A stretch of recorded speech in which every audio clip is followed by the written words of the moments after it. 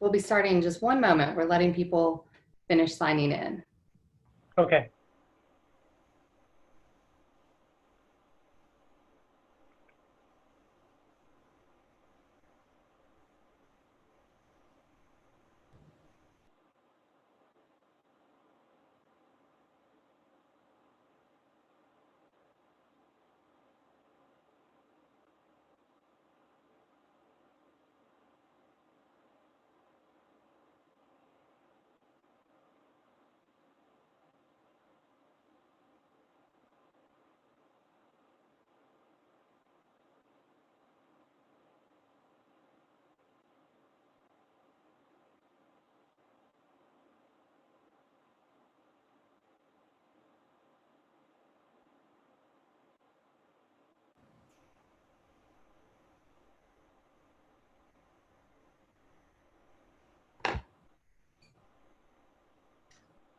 Welcome, everyone. My name is Kelly Grant, and I'm the Corporate Director of Business Development and Case Management for Caron Treatment Centers. Thank you so much for joining us today. Our treatment industry has seen a lot of ups and downs, but this pandemic is unlike anything that any of us have ever seen before. During these uncharted times, we wanted to share with you our experience, so what we're doing at Caron and how it can hopefully help you and your clients. These sessions will be done via webinar format. All participant microphones have been muted. Should you have questions during the presentation, you can use the Q&A feature to ask those. I would like to introduce our first speaker, Dr. Joseph Garbely. Dr. Garbely is the Executive Vice President and Chief Medical Director for Caron Treatment Centers. Dr. Garbely and his medical team oversee the Coronavirus Task Force at Caron. Dr. Garbely is often sought out by the media, especially as it relates to how to prevent the spread of the coronavirus. First, Dr. Garbely will be sharing with us the State of the Union here at Caron Treatment Centers. And next, he will answer the questions that you submitted during the registration process, as well as the questions that you submit live.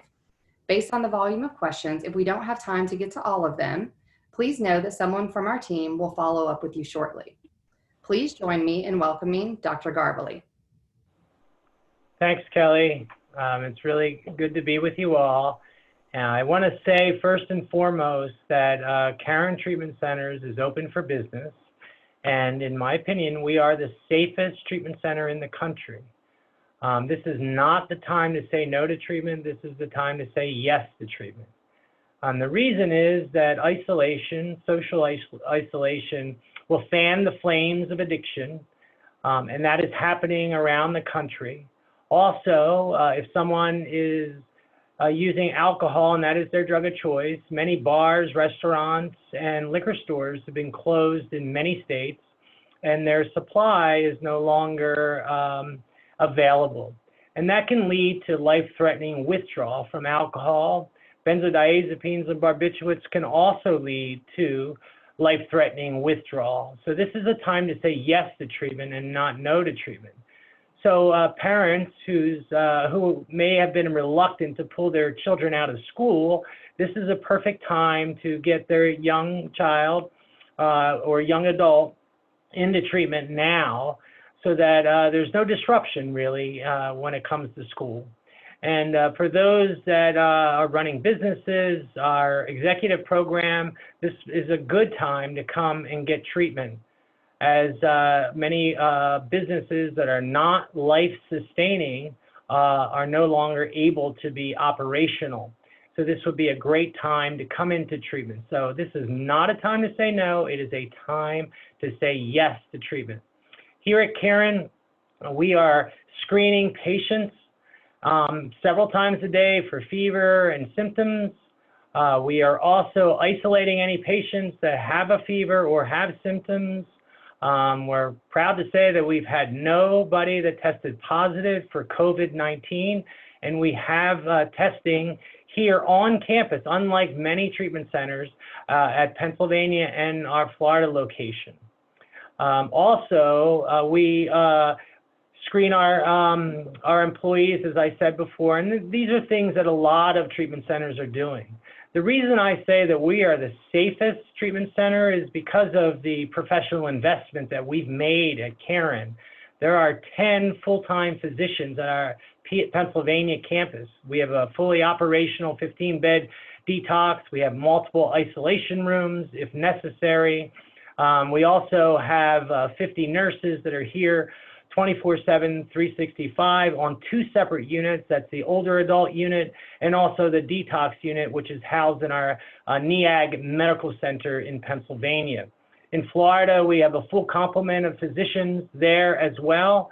And the physicians are on call 24/7, 365, and we're present on the campus every single day. So we have expertise on our campus every day to deal with this pandemic. And we are following CDC and our state Department of Health guidelines to the T. And we have been able to keep COVID-19 off of our campus. And we believe that that strategy will continue to work here at Caron. We take precautions and we isolate patients if necessary, and we test them, and no test has come back positive to date. So I just wanted to reassure people that this is the safest treatment center to send someone to if indeed they are in need of treatment. One of the biggest reasons I would say this is because of our relationship with our tertiary care hospitals, both here in Pennsylvania and in Florida. In Pennsylvania, we have Reading Hospital, which is one of the state's best hospitals. And my physicians and I are all on the medical staff at Reading. We went that extra mile to become medical staff members of Reading Hospital so our patients would benefit from that. And as a result, we're talking colleague to colleague. So our patients will move to the top of the line if they need testing, if they need evaluation, if they need a higher level of acute care. Florida has a similar relationship with Delray Medical Center, and patients are swiftly taken there if there's any kind of concern and evaluated, once again, moving to the front of the line to do so. So I just want people to feel calm and confident in the leadership that's happening here on the medical side of things and every side of things at Caron. We are doing our part to keep the COVID-19 virus off of our campus. We have many heroes here, including our housekeeping team, who are doing deep cleanings, using materials that kill the coronavirus. And we are taking every precaution and using personal protective equipment in order to treat our patients and make sure that we stay safe and our patients stay safe, most importantly. I also want to say that addiction is a family disease, and the patient is family, and the family is our patient as well. So we are reaching out to family members virtually to do work with them and also to educate them on the disease of addiction. So that's happening at our PA campus, that's happening on our Florida campus, and it's also happening in our outpatient settings. So we have an outpatient setting close by in Pennsylvania and Wyomissing called Caron Counseling Services. And that particular treatment center is open as an outpatient setting, and we are doing virtual health there primarily, running group and doing individual therapy through virtual means, through telehealth. We do occasionally see patients that can come in and be socially distanced if necessary at that location. That's happening also at Encore in Washington, D.C., and also at our Atlanta office, where we offer intensive outpatient and general outpatient services. So I just want to give everyone that's on this webinar a sense of calm and confidence in the leadership that's occurring at Caron, and that we are able to treat the disease of addiction, which is ramping up in this time when everyone is socially isolated and their addiction is getting worse, not better. So again, I want to stress, this is not a time to say no to treatment. This is a time to say yes to treatment. And I also want to emphasize the fact that many treatment centers are not taking patients, and they are not taking older adult patients. And I want to tell you that our older adult population is as safe as they can possibly be. They all have their own individual rooms. It is very easy to socially distance them, and they do all of their coursework on their unit. And we have nursing around the clock that's available to them, and physician coverage around the clock that's available to them. They are the most vulnerable, as we know, and we are watching them very closely, and they are thriving in our environment, and their addiction is going into remission, into recovery, and that is what needs to happen. The disease of addiction does not discriminate, and it will increase as people stay isolated.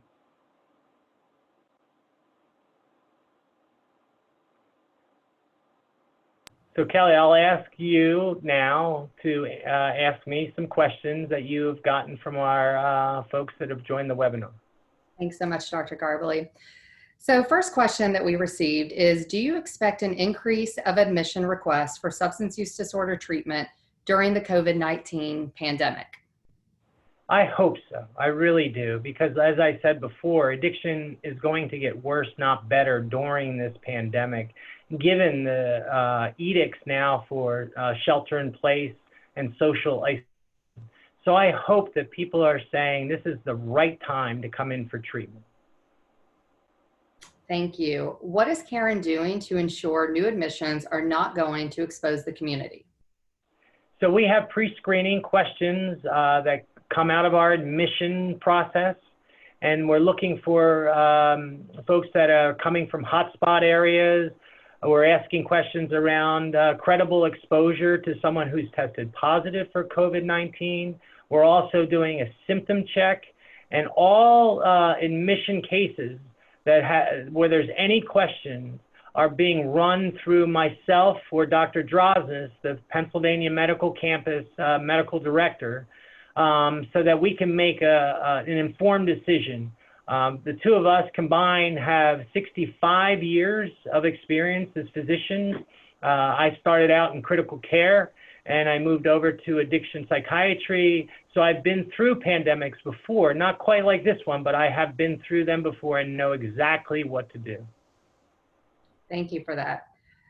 How is Caron addressing concerns around patients scheduled to discharge to highly impacted areas like New York City? So what we are doing is looking at the possibility of finding another location for them that's safe and not in a hot spot, depending on where they would be discharged. So we are partnering with trusted servants that do aftercare work and have sober living houses, so that we can get our folks into safe places that follow the same guidelines we're using. And we do offer guidance from a physician level to the leaders of those outpatient settings, so that they are up to our standards and they know what to do when it comes to screening, when it comes to evaluating for fevers and symptomatology, and then what to do if indeed there's any concern. So we have made ourselves available, so we're consultants to them as well. What is the best way for treatment centers to obtain test swabs? Well, we have them in abundance at Caron, and other treatment centers are going to have to talk to their laboratory services to see if they can get test swabs or they can get testing in general. This is a moving target. New testing is coming out on a weekly basis, so that's good news for everybody. The hope is that we have more rapid tests coming, but that remains to be seen. Currently, we have an abundance of tests on our campuses in Florida and in Pennsylvania, so we can test anyone that we suspect might have COVID-19 once they're in isolation, and that's really important. We have isolation areas that we can use, isolation rooms, and we put our patients in isolation pending the test results. Now, they are doing coursework while they are in isolation because everyone at Caron gets an iPad. We call it a passport. And they have all their coursework on there. And they also have psychoeducational lectures that are loaded onto that particular iPad. And we have a way for counselors to allow them to drop into group through their iPad. So we're using technology for those that are isolated so that they feel like they're progressing in treatment as well, while we make sure that they're safe and free of the COVID-19 virus. Thank you. And Dr. Garbely, what do you say to a patient who's either wanting to delay their admission or they're wanting to leave treatment early due to COVID-19 concerns? What I say is that we are a safe campus here in Pennsylvania and also in Florida, and that leaving and going perhaps to an unsafe environment is not the best of ideas, and that addiction, it has a high mortality rate associated with it, depending on your drug of choice, of course. And it's not a wise thing to leave treatment early if there's no real cogent reason to leave treatment. That the best outcomes come if people complete treatment and we're able to move them on to the next level of care. The disease of addiction is a chronic brain disease, and we treat it as such. So treatment starts on our campuses in Florida and in Pennsylvania, and moves to our outpatient settings that I mentioned earlier. And we want to make sure that patients are in treatment for a lifetime if possible. Thank you. And as we've seen in a lot of industries, but especially ours, there's been obviously a big surge in people switching over to telehealth to be able to keep their clients and patients safe. And so with the surge in the utilization of telehealth for addiction treatment and recovery tools, what do you see as some potential limitations and barriers to that? So telehealth is an alternative right now. When we're not able to make contact with patients directly in person because of safety concerns or state edicts not to travel. So it is the best case scenario at this point in time, and but of course, you know, there are limitations to that. Patients do like to have that face-to-face contact. They do like to be present in a group setting, not in a virtual group setting. So even though we're losing some of that connectivity, we are keeping our patients safe and moving the ball up the field, so to speak, when it comes to their recovery. The next question we received says, my patient is currently utilizing MAT. Do you foresee any concerns about its availability in the near future during this pandemic? I do not. It's been clear through SAMHSA that it's very important that folks stay on their life-sustaining medications, and that they are pushing very hard for pharmacies to carry the medication, for physicians to keep their offices open so that prescriptions can continue and that patients can stay on the life-saving medicines that they're on. So I don't see any limitations to that at current. I haven't heard anything from any state, to be honest with you. I know here in Pennsylvania, our director of the Department of Health, Dr.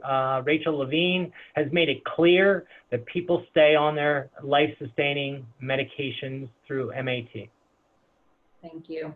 And other than online 12-step meetings, are there other safe resources for individuals in recovery to access during this time of isolation? Yes, we stay in touch with all of our patients. So we are one of those sources. So we should be utilized, and we continue to check on our patients through our alumni services, through our recovery care services, and through our My First Year recovery services. So Caron is doing its part to stay connected to our patients. And we do this for at least a year with every patient, and we're doing it with increased resolve during this pandemic. Thank you. And if you're working with someone in early recovery and they are understandably experiencing anxiety due to this pandemic, as a psychiatrist, what advice do you have in terms of prescribing medication versus other therapeutic modalities? I would recommend other therapeutic modalities. Cognitive behavioral therapy has been shown to be very effective for anxiety disorders, and that can be done virtually. And so there are actual websites that will do that, and I think that's one strategy. Another strategy is mindfulness meditation, which we teach every patient that is on our campus here in Pennsylvania and also in Florida, how to utilize mindfulness meditation. And we give them an entire toolbox when they leave, and we ask them to use every tool in that toolbox. And right now, I think it's very important that folks' anxiety are not ratcheted up through the media and through some information streaming services that are not accurate. I mean, we really need to try to control accurate information and let science be our guide through this pandemic. In areas where liquor stores have been closed, like Pennsylvania and other areas, people's access to alcohol has diminished or been reduced. Can you talk a little bit about alcohol withdrawal concerns during isolation? Yes. So that's of great concern to me. So if the supply of alcohol is cut off and someone says, I'm just going to ride this out, it may lead to potentially life-threatening withdrawal symptoms. So those can be Wernicke's encephalopathy, which is a lack of thiamine associated with alcohol use. And the constellation of symptoms is a dysconjugate gaze, ataxia, and delirium. And it carries a high mortality rate, about 20% if untreated. The same is true as far as the mortality rate. It's about 20% for delirium tremens, which is a very serious and life-threatening withdrawal symptomatology associated with alcohol. So again, I want to say this is not the time to say no to treatment. It is the time to say yes. Thank you. And those of us in the treatment industry know that historically, when a pandemic isn't going on, that when patients in recovery start isolating, that is a sign of possible relapse. So what would the signs of potential relapse look like during this time of isolation? What are other things that the providers on this webinar can be looking for or speaking to their clients or their families of signs and symptoms to look for during the time when people are supposed to be isolating, which is typically our biggest red flag of an impending relapse? So staying in contact with the patient as regularly as possible and checking for cravings. Cravings end up leading to euphoric recall, drug-seeking behavior, and it could be something that a patient really can't let go of. And it may very well lead to them returning to their drug of choice. So staying in touch with them, checking on how they're doing, making sure that you have an idea of their sense of cravings and need for their drug of choice, and seeing what activities they're doing as far as virtual AA meetings, NA meetings, and other 12-step meetings, whether that they're staying connected to us here at Caron and other treatment centers that are doing telehealth and virtual treatment. So it's just important to be dropping in on a regular basis with your patients and really asking, how are you doing? How are you feeling? Anxiety, depression, all are signs that they may want to use their drug of choice for relief. Not necessarily reward, but for relief of their symptoms. And that's a red flag as well. And this next question is one that we get often, even when a pandemic isn't occurring, but I would imagine it will be increased during these times. The question is, do you have suggestions for working with clients who insist on using marijuana for anxiety reduction as well as a sleep aid? So marijuana, when used on a more regular basis, first and foremost, will increase anxiety. It's anxiogenic. And if it's used sparingly, people have reported anxiolytic behavior, meaning that their anxiety goes down. But if they're smoking on a regular basis, it will absolutely increase your anxiety. It'll increase depression. There was a study done through NESARC that showed that marijuana use on a regular basis increases all symptoms of all mental health etiologies. And this next question asks, how does COVID-19 affect people living with HIV? Well, COVID-19 is a virus that will perhaps be present in someone who is immunosuppressed. In HIV, someone is immunosuppressed by the very definition of HIV.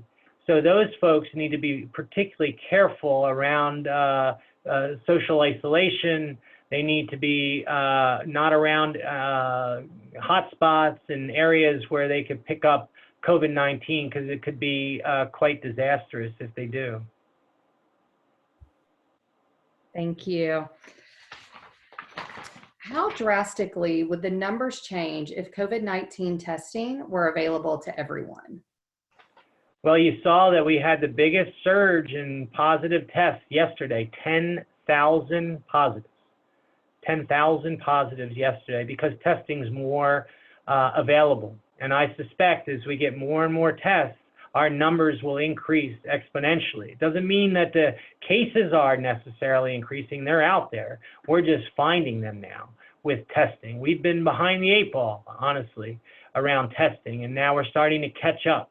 And that catch up is looking like big surges of positives on a daily basis. Thank you. And those were the questions that were submitted during the registration process. So now we're actually going to move to the live Q&A portion. So bear with me as I read through these questions to Dr. Garbely. The first question asks, how has your utilization review process changed during this pandemic? So it hasn't changed during this pandemic. One of the things that has happened is that we have been given permission for telehealth. And what we do is we get releases before we start any kind of telehealth, so that we are in compliance with Pennsylvania state law and federal state law as well, or federal law as well. So as far as utilization review, we are fully staffed, and we are doing what we do every day when it comes to that. Thank you. A participant wants to know, can you please define what you mean by hotspot? So hotspots are areas that are designated by either governors or the federal government to have an increased amount of cases. So New York is a great example. New York now has the most cases in that state. And as a result, that's become a hotspot. New Jersey recently became a hotspot. In Pennsylvania, our governor looked at 7 different counties and called them hotspots, and he has ordered a shelter in place for those 7 particular counties. By the way, it's not Berks County where our treatment center is. Berks County has not been particularly hard hit, but other counties in and around Philadelphia, and also Allegheny County, which is Pittsburgh, and Warren County, which is in the northeast section of Pennsylvania, they've all been designated as hotspots. Washington was the first hotspot, Washington State, that is. And that's because of the number of cases that they've had there. Thank you. And what protocols have you put in place to reduce exposure risk for potential asymptomatic clients, and how does that extend to discharge? So social distancing is first and foremost the most important. So no one on our campus, whether it be staff or patients, are within 6 feet for 10 minutes or more. That's the definition of close contact when you can contract the coronavirus. So that's first and foremost, and we are very disciplined about this on all of our campuses and even in our outpatient settings.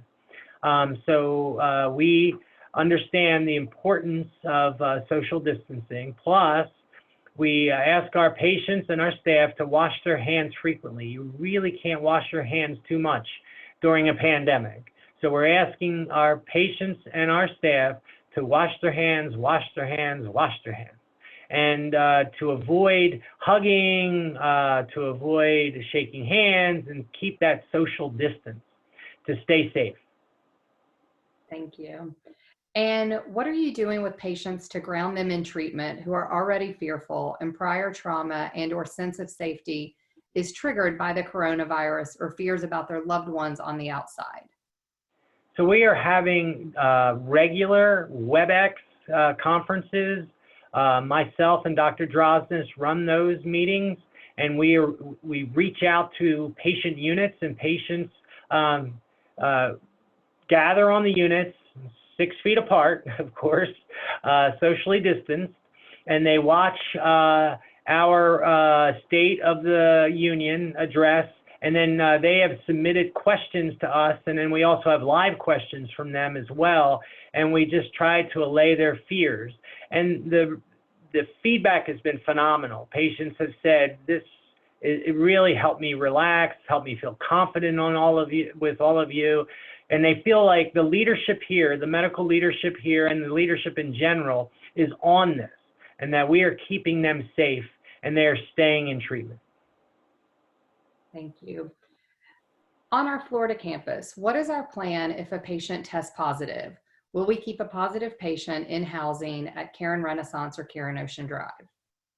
So if there's any suspect positive, meaning that someone has a low-grade temperature or they have a cough or anything, they go immediately into isolation, and they have the ability to do that, and then the test is performed. And if someone were to be positive, we would report that to the Florida Department of Health and ask for their guidance, because that's the protocol in Pennsylvania, it's the protocol in Florida, it's the protocol in every state.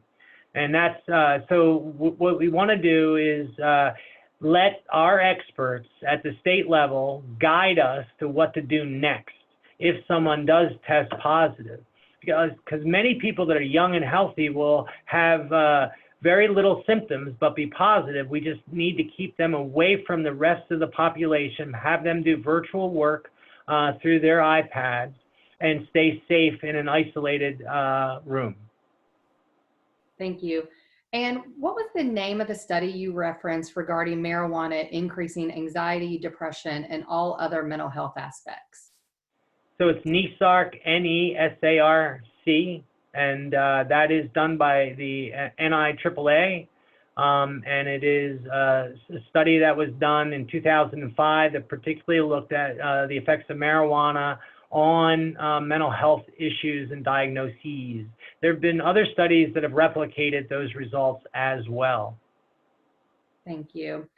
And another participant wants to know, can you speak a little more about the web-based tools you use for your patients? You mentioned using the iPad as passport. What services do you provide through the iPad? So through the iPad, our counselors can do individual sessions. The patient that is in isolation can drop into group through the iPad. We have on every unit, we have very large TVs where that person can drop in and be part of the group and actually participate as if they were there. We also have a coursework that's downloaded on their iPad, and psychoeducational lectures that the medical staff has done and other staff has done as well to help them understand their disease of addiction, which is a chronic brain disease, and also understand some other factors that affect addiction. Thank you. And can you please discuss what Caron is doing to keep families engaged during this time? So we have virtual family education program here in Pennsylvania and family restructuring in Florida. And that is done through telehealth, much like we are operating in our outpatient settings. So families are still engaged. They're able to have a visual, much like you're getting with me right now, with the counselor. And they're able to ask questions and participate in family programming. And they're also able to be part of a group virtually that allows them to bond with other family members and feel like they're supported through those family members. Thank you. And has it been easy to access insurance providers during this pandemic? It has. I want to say that healthcare providers have come together, which is what we do best. And that includes the insurance companies that we deal with here in Pennsylvania and down in Florida. We've had no issues with them. They have really allowed for telehealth. They've allowed for other modalities of treatment in this pandemic. So they have stepped up to the plate and they have made treatment available to patients, understanding what we talked about earlier, that isolation is going to fan the flames of addiction, and that if someone goes into withdrawal from alcohol, benzodiazepines, or barbiturates, that it's potentially life-threatening and they want them in treatment with professionals that understand how to get them safely through that withdrawal process. And if people are concerned about their finances right now, as a lot of the people in the country are, do we have financial adjustments available to people seeking care with Caron? We do. So we have donors that have donated a tremendous amount of resources so that patients that can't afford treatment can come into Caron and receive treatment. Every employee, with very little exception, donates a significant amount of money to a scholarship fund as well at Caron, so that we help our patients access treatment. Thank you. And a participant wants to know, how are people coming into Caron? Are they driving themselves? Are they flying? Are they being dropped off by family, picked up by a Caron driver? Tell us more about how patients are safely getting to Caron. All of the above. So patients are flying in, and they are our drivers have personal protective equipment that they use when they drive. The patient is at least 6 feet away from the driver when the driver drives that particular patient to our campuses. Also, we ask families to do the same thing and if they're driving the patient to our campus. And I want to say that we do screening pre-admission, and then we do re-screening with a triage nurse that goes out and meets the patient. Before the patient's able to come into the admissions department, we take a temperature. We ask a list of questions that are symptom related to COVID-19. So we re-screen those folks that have already been pre-screened. So we have a double screening process just to be doubly sure that our patients can enter into the process and be admitted safely and keep other patients safe as well. Thank you. And have we been able to facilitate virtual AA meetings for patients and or on-site meetings adhering to physical distancing recommendations? Yes, our staff has stepped up. Our alumni services has stepped up as well. And we've been able to deliver on-site AA meetings because we have a lot of staff that are in recovery, and they've donated their time to run groups. We also have virtual AA groups that do run on our campus. Because of the technology that we have on both campuses, we're able to do that. We make sure that 12 Steps is still very much a part of what we do, but we've had to make some adjustments so that it continues on our campus. Thank you. And this next question asks, as a medical professional, do you have a sense, given what seems clear to us all now, why we as a nation were, as you say, behind the 8 ball in recognizing this coming pandemic and responding to it? Well, so what I would say is that there was delays in the beginning. There was, I guess, some false hope that this isn't going to be coming on our shores, so to speak, and that we would be somehow impervious to this particular virus, and that was a delay that really set us back.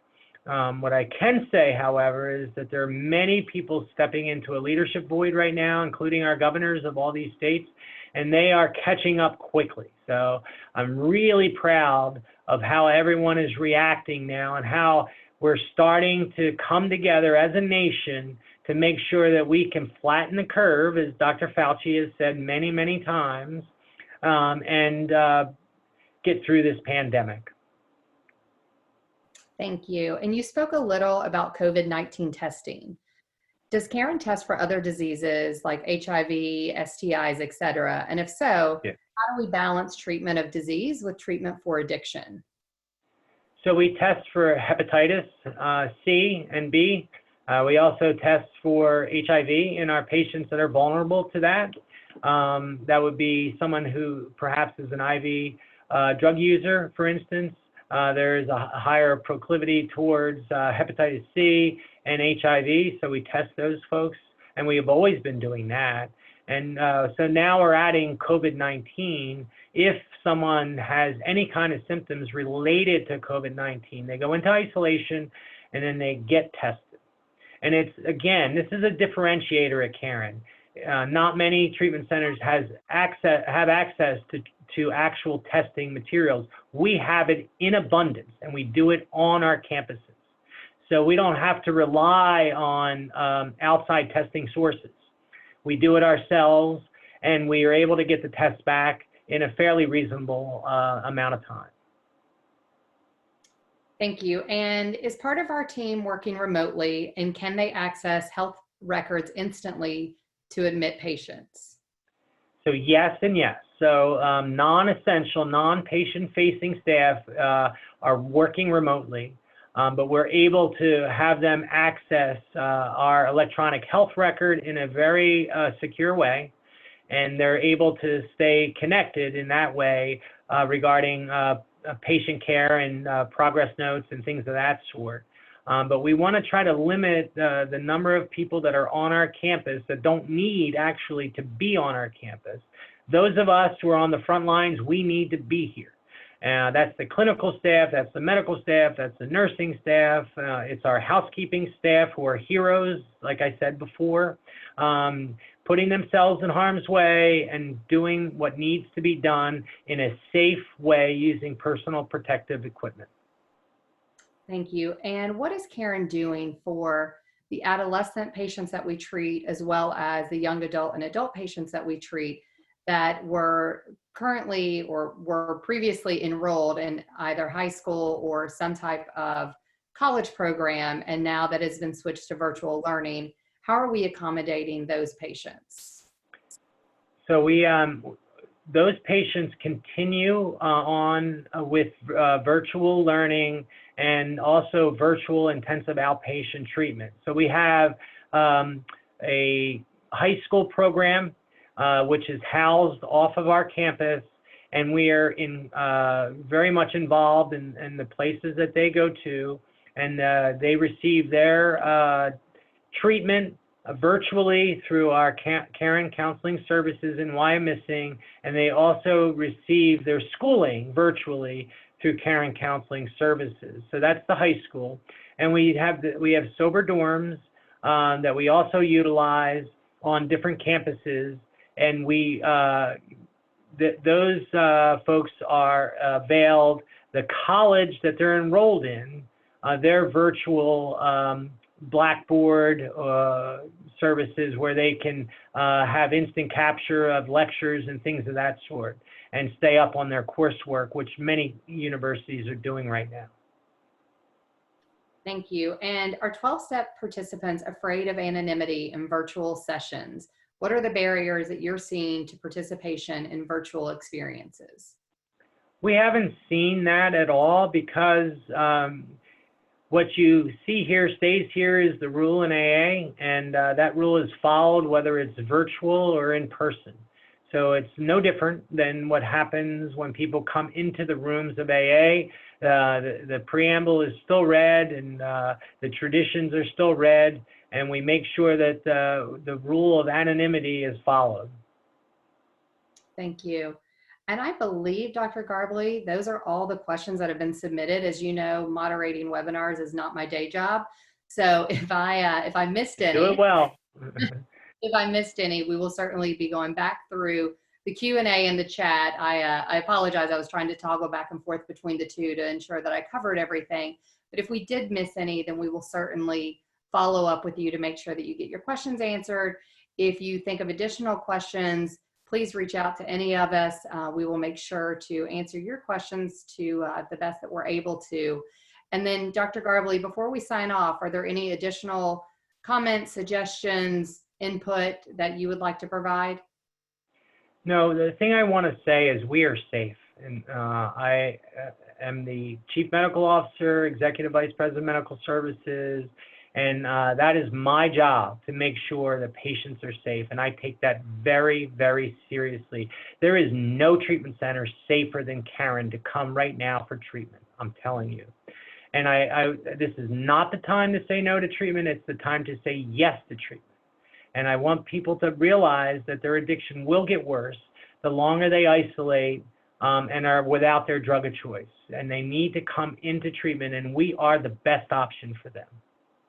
Thank you, Dr. Garbely. And I want to thank everyone for joining us today. I would encourage you to please be in touch with your local regional resource director.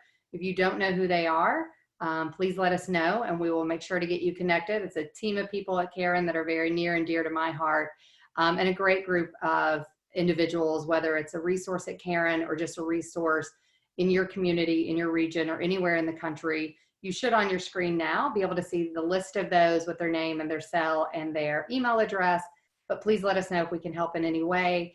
Additionally, please follow us, and we will be sending out information soon for our webinar next week. We do plan to do these weekly during this time. Several of you have submitted other topics, so we will be looking at those as well as some other ideas. But if you have suggestions, please send those our way. And again, if there's anything we can do for you or your clients during this difficult time, don't hesitate to reach out. And I hope everyone has a great week. And just in case you need another reminder, please wash your hands and stay safe. Thanks for joining us. Thank you, everybody.